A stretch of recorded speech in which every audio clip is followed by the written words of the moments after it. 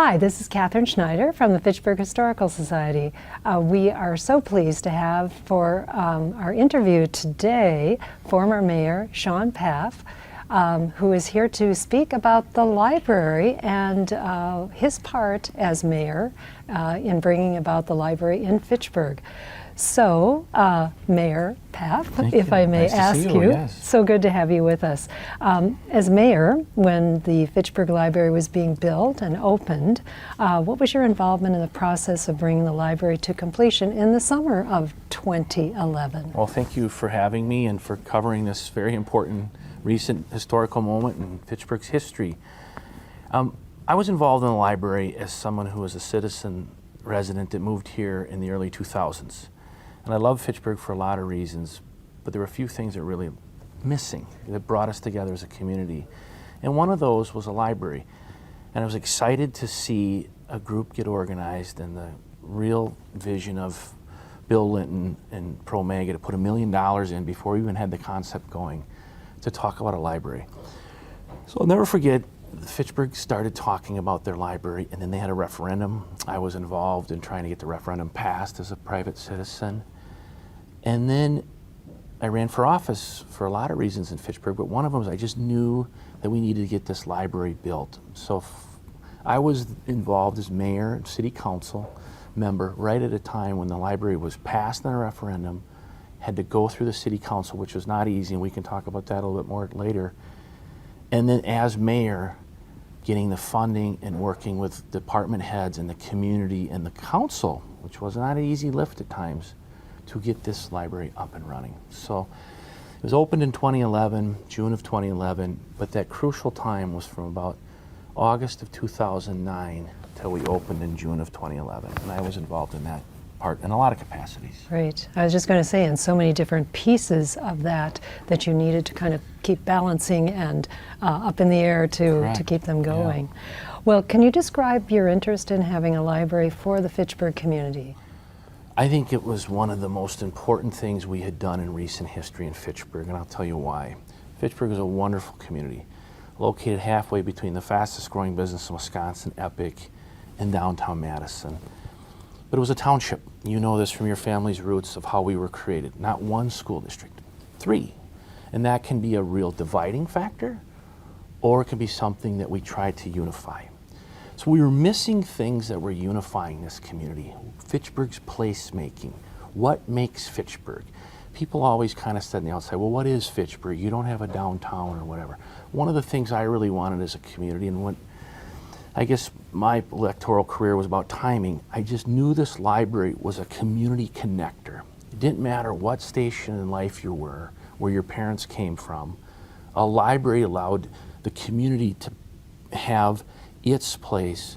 And Fitchburg was one of the first, when we opened the library in 2011, we were one of the few communities in the United States that had never had a library before when we opened it.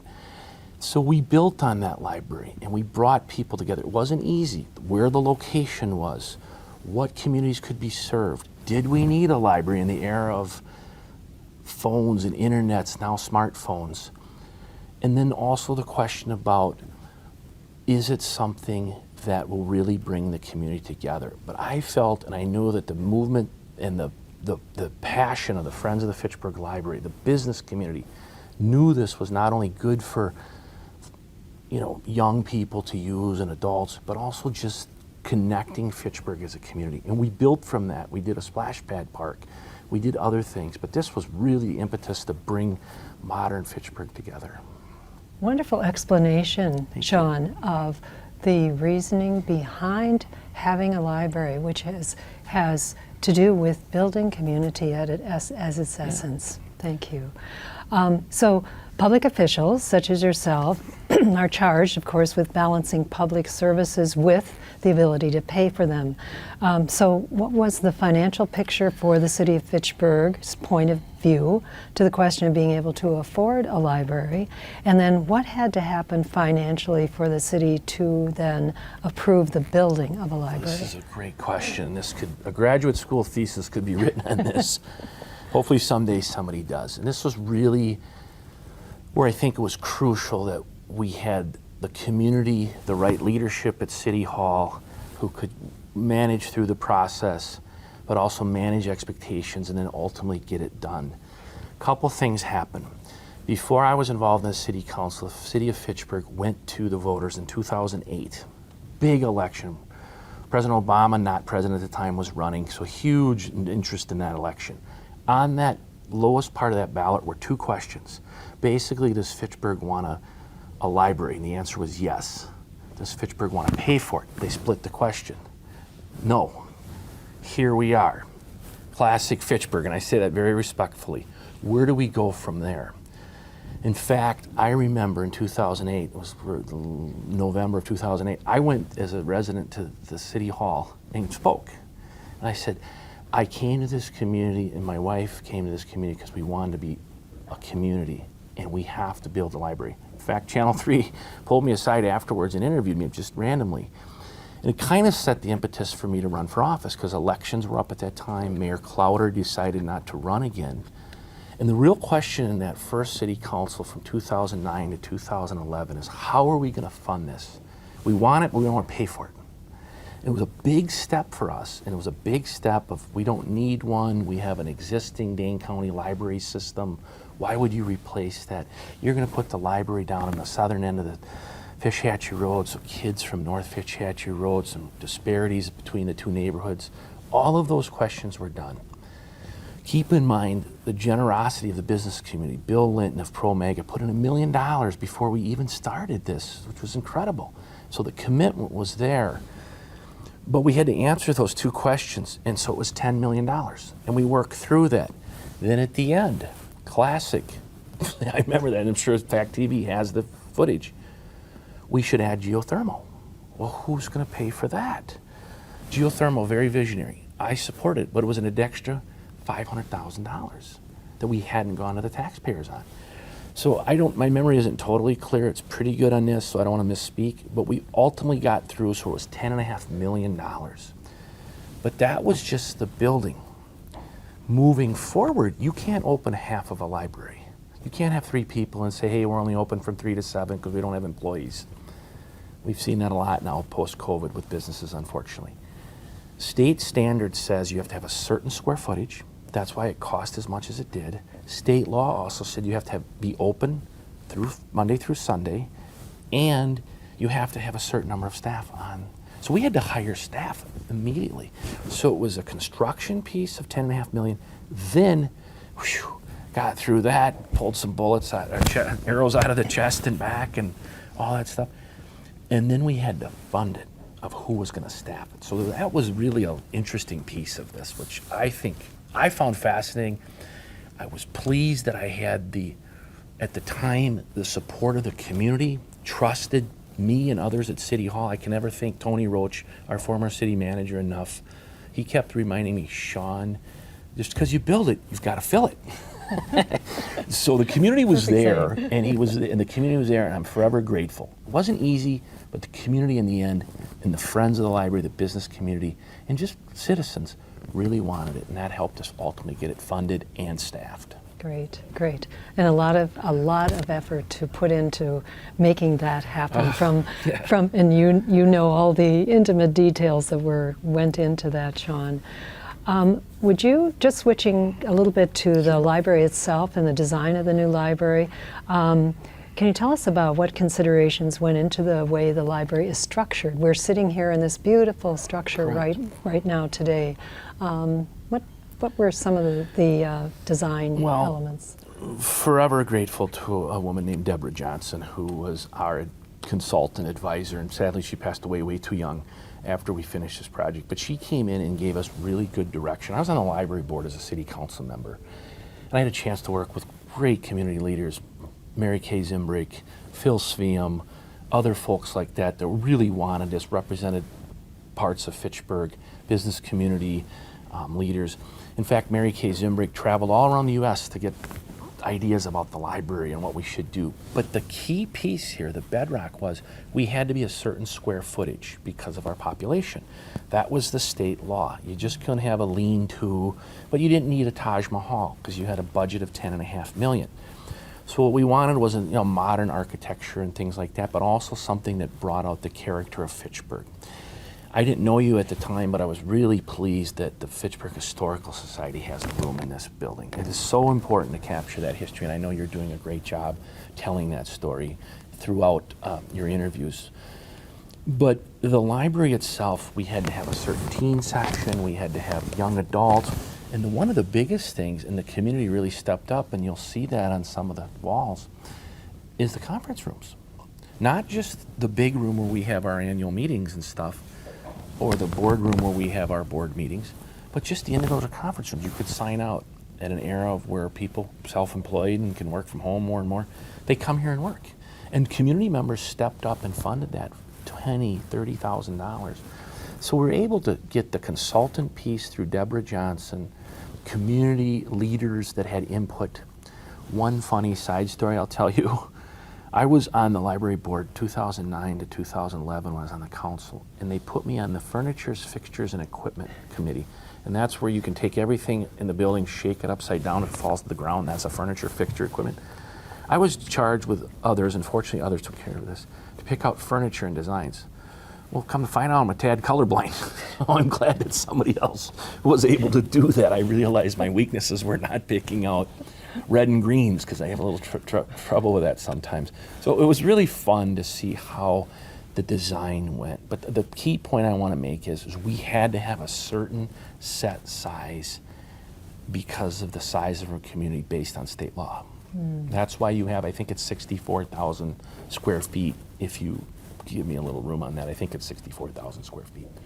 And the thing that I enjoy, I know we'll get to that later, but I wanted a room where I could come back in the day and read the paper. I don't know if there's papers anymore, but I'm dating myself, but I wanted a place where I could come and chill out and read the paper. So that was a big part of it as well. So and as I was coming into the library today, again, seeing those study rooms, those private spaces, so well used.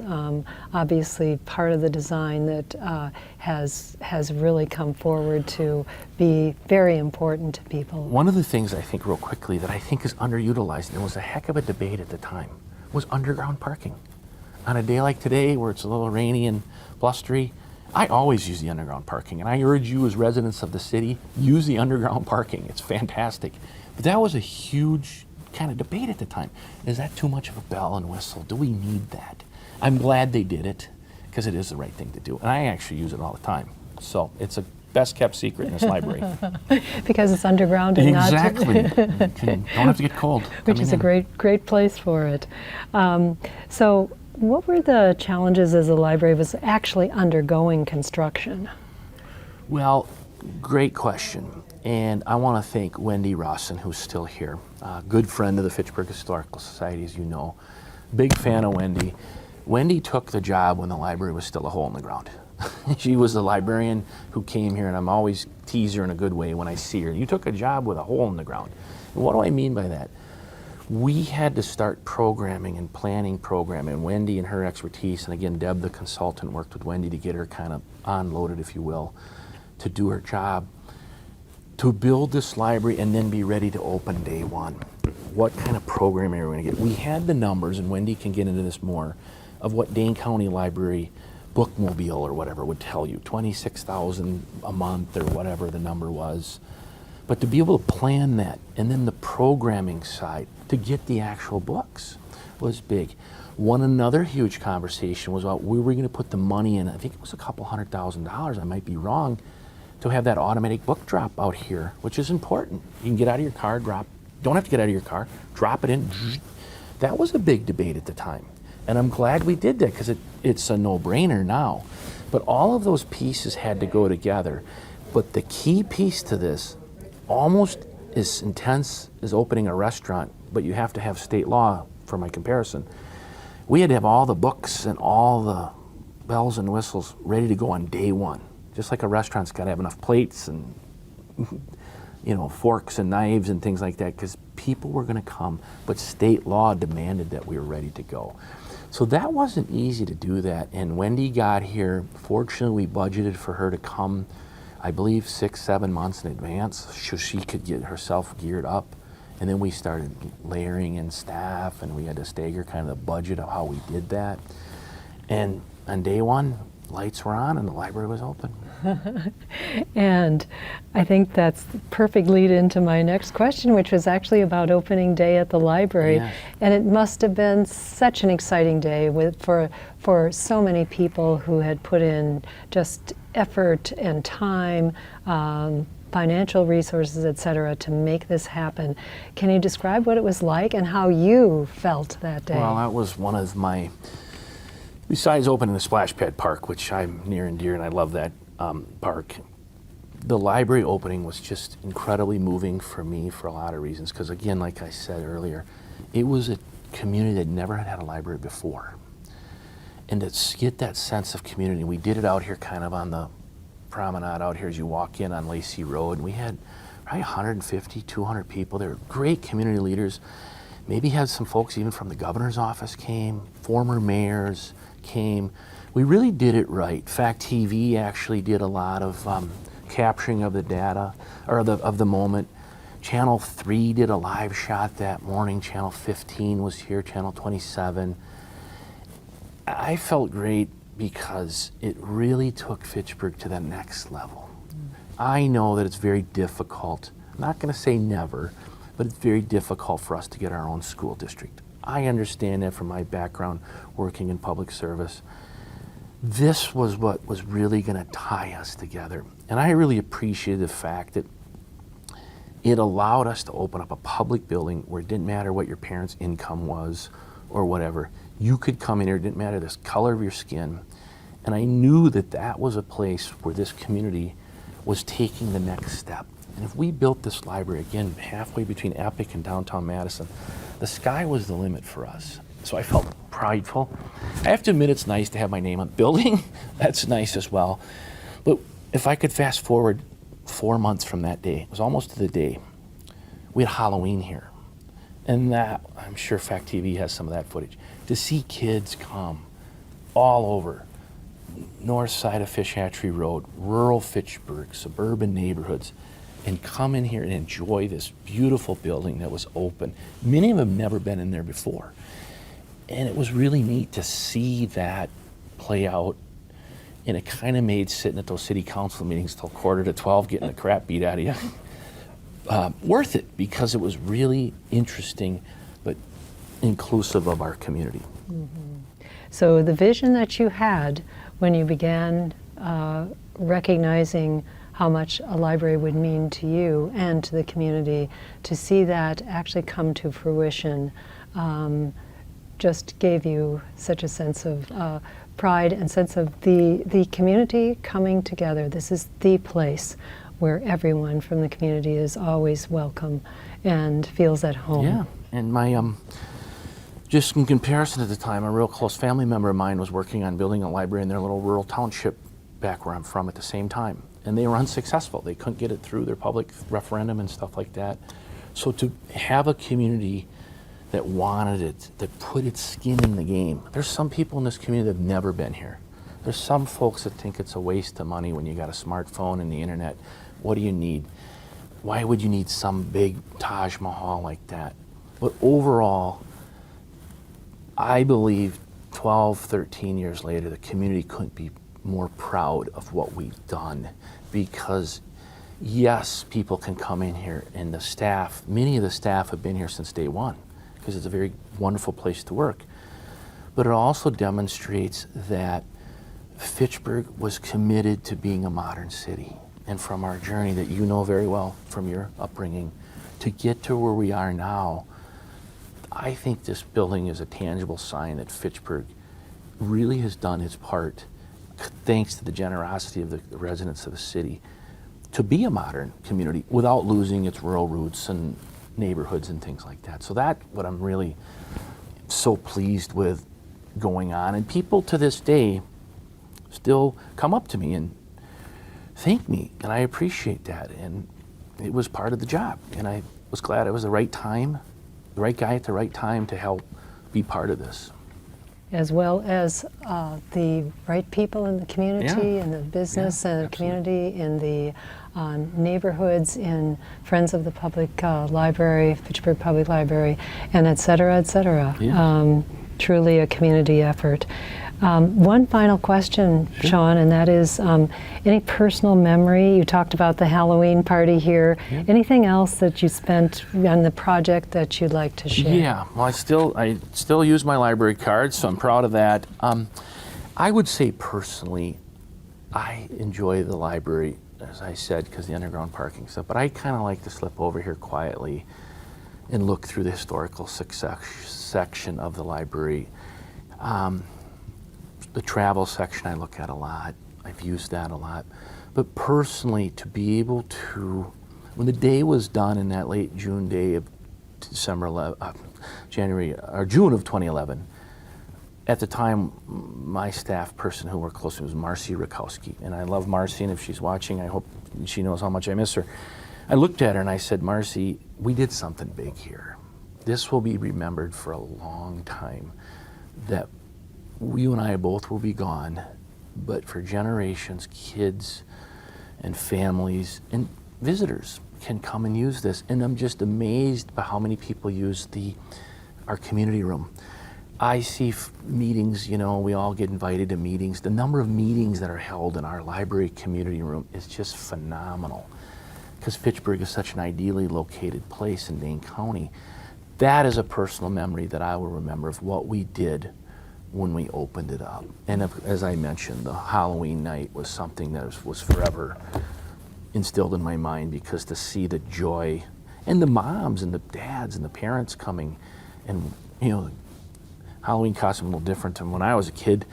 Could never get the mask off when I was a kid, but now, you know, see these kids come in with these Halloween costumes. I don't know if they still do that here at the library. I hope they do.